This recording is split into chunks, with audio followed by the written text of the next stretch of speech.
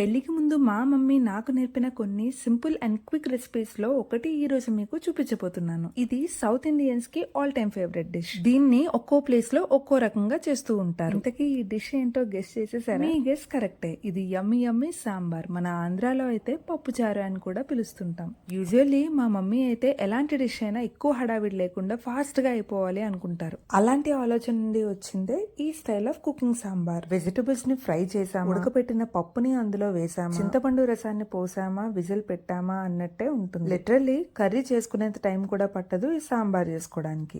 కూరగాయ ముక్కలు కూడా ఉడికాయా లేదా అనే టెన్షన్ కూడా ఉండదు. అన్ని కుక్కర్లో వేసేసి రెండు విజిల్స్ పెట్టేసి వదిలేసేయండి. మన యమ్మీ యమ్మీ సాంబార్ నిమిషాల్లో రెడీ అయిపోతుంది. And you know what, I love to cook this at least once a week. And చేసిన ప్రతిసారి మా మమ్మీకి థ్యాంక్స్ చెప్పుకోవాలనిపిస్తుంది ఇలాంటి ఈజీ రెసిపీని నాకు చెప్పినందుకు. మీకు ఈ రెసిపీ నచ్చిందా? నచ్చితే లైక్ చేయండి. See you in the next video. Bye.